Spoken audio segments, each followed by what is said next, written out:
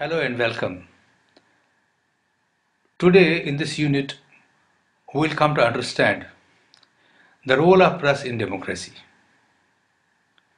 You have till now known the functions of the press and the nature of the press, and you have also known the development of press in our country, and you have seen the press in pre-independence and then post-independence India, how it played its role, and you have also seen uh, the development of press.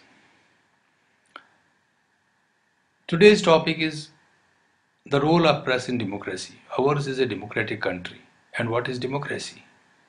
Democracy is defined by Abraham Lincoln as a government by the people, for the people, and of the people. So this government is the people's government, the people's democracy. Press has got uh, a link between the government and the people. The objective we'll study, then we'll introduce you to the this topic, and then democracy will be studied at length, and the constructive criticism which the press does make, we'll discuss that. We'll discuss the freedom of press, we'll discuss the right to information, and we'll discuss accountability of press, and we'll sum up the entire unit. So let to start with the objectives. The objective of this unit is to understand the role of press in shaping the public opinion and the relationship between the press and the state, and the role of press as being the fourth estate and watchdog of the society in country. Uh, what does that mean, fourth estate? You all know three estates are already there. One is legislature, another is uh, executive, and yet another is judiciary. So we'll understand that, we'll come to understand that by and by, and we'll explain that. The press the press plays a great role in as a catalyst in the human development of our society, of our country. That how does that how does it play that role? We'll also understand in this chapter, this unit. So these are the important highlights, the objectives before us. We'll discuss these objectives one by one. So let me introduce you the subject matter. The press is the oldest form of mass communication. You all know that. It had to face opposition from the rulers and elite in past because they couldn't understand that the people want to share the governance. They want to be governed according to their wish and will. They don't want autocrats. They don't want elite rulers to rule them as per their will and aspirations, but they want to be ruled by the aspirations of the people. So they initially opposed this very important instrument of expression of people because they knew that if press is given the freedom, the press will definitely raise a finger on their misdoings and on their unethical and immoral acts they were doing against their people. So they were opposing the press in initial stage, but that could not succeed for long, and press became free with the freedom of the people.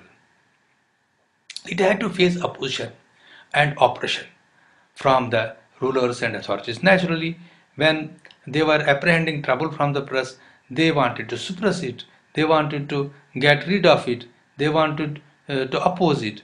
So we have ourselves seen how East India Company had opposed the press in India in the initial stages. But by and by that company also came to understand that it links the rulers with the people, and they also with restrictions, with strong and stringent restrictions, they allowed the press. for their wherever they saw their motive, their self-interest, they encouraged it, and wherever they saw that their self-interest was being massacred and curbed, and they would oppose it. The history of press is full of incidents of punishment to editors, publishers, and writers by these autocrats. Just as we know the case of Hickey, we know the case of Silk Buckingham in our own country, and we know the case of uh, dozens of our language journal and language press editors who were jailed, who were punished, who were tortured, but they fought for the independence. And press is always feared by the authority, any authority, which have ulterior motives, which have motives which are against the interest of the people. Those those authorities will fear the press definitely, and they will be in search of imposing curbs on the press one way or the other.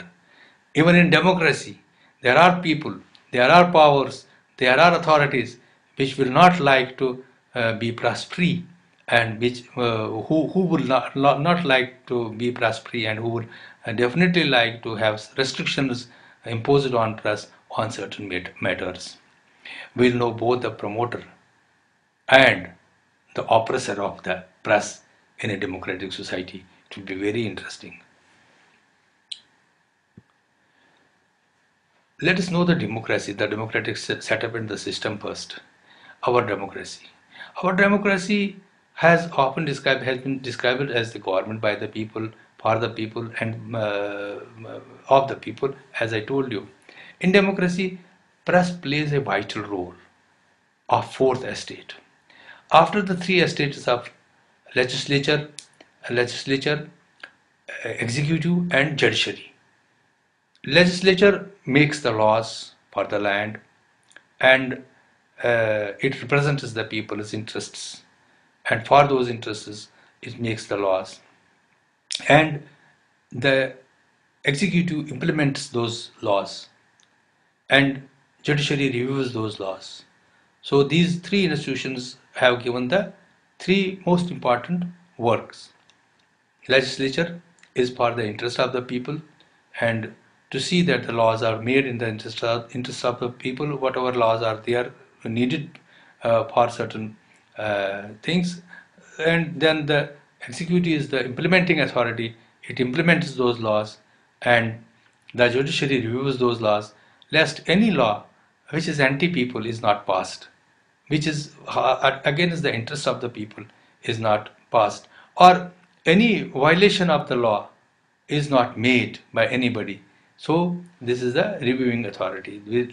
These three estates, on these three estates, these institutions of uh, elegance and power, and stands the power of the democracy. But the fourth estate is very important, and that is the press. Press also derives indirectly its power from the people, because it stands always in the interest of the people. It gives the expression to the people's sentiments, to the people's ideas, to the people's concepts. It is the a spokesperson of all the entire nation, press together.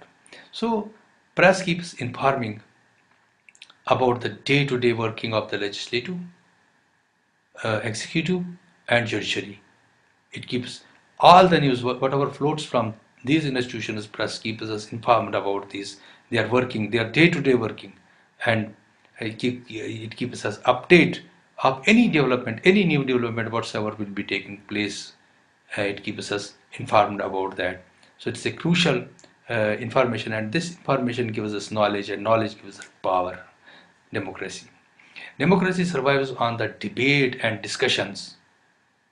Press keeps these debates and discussions alive.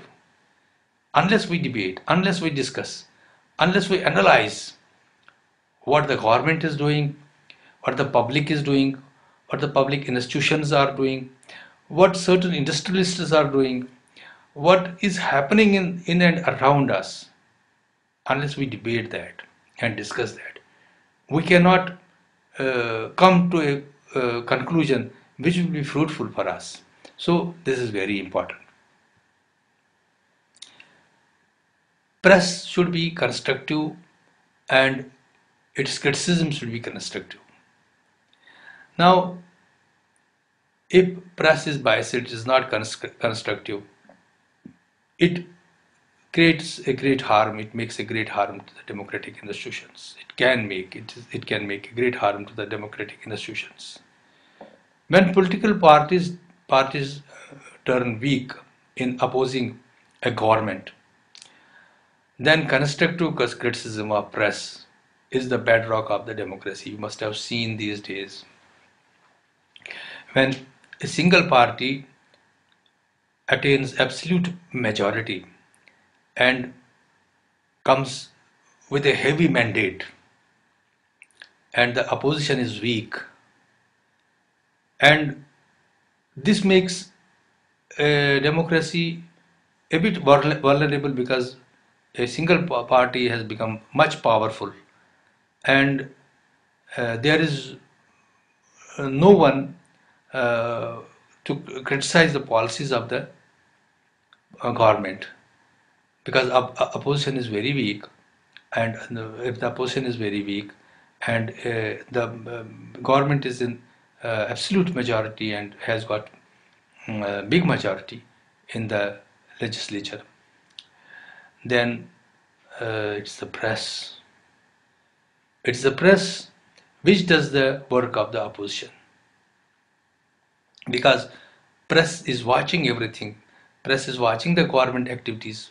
Press watches the government deeds, and therefore everything is analyzed, everything is debated in press, and this way the press plays the role of opposition when there is a weak opposition. So it's the bedrock of the democracy. Means it gives us assurance that nothing untoward will be done by the government. The assurance is indirectly given to the people with this fact that everything is brought to light before them, and the government policies, which are very good policies also, are also brought with appreciation in the fore by the press. And it, but in such situation where the opposition is weak, press becomes vigilant, and vigilant press puts a brake on the wrongdoing of any government in democracy. You must have seen last time, although there was opposition and opposition was also opposing certain things, but it was the press which was very vibrant and which was coming out in an outspoken manner against the corruption in the high places in government. It had brought before the public the scams and the scandals those were happening in the high offices, and everybody must be knowing and remembering the 2G and then the coal mine block scams, and these were brought to and discussed and debated by the press vigorously. And this is the watchdog work and job and what press has been doing and will always do. And like all institutions, the institution of press, as I told you, derives all its powers from the people, and this is very important. If press works in the interest of the people, it will always derive power from the people. The day it stops working in the interest of the people, it will not have that assurance from the people, and perhaps it will lose the support of the people, and people will stop buying it, people will stop trusting it, people will start minding it even. So it's very important. Press enlightens, and success of any democracy depends on the enlightenment of the masses. And if press enlightens masses, in turn press gains the faith of the masses, and in turn it becomes very fruitful for the press, for the survival of the press itself. So this is a two-way traffic. If press is doing anything good for the public and keeping them rightly and perfectly informed and giving them the factual information about the happenings, then press turns very healthy and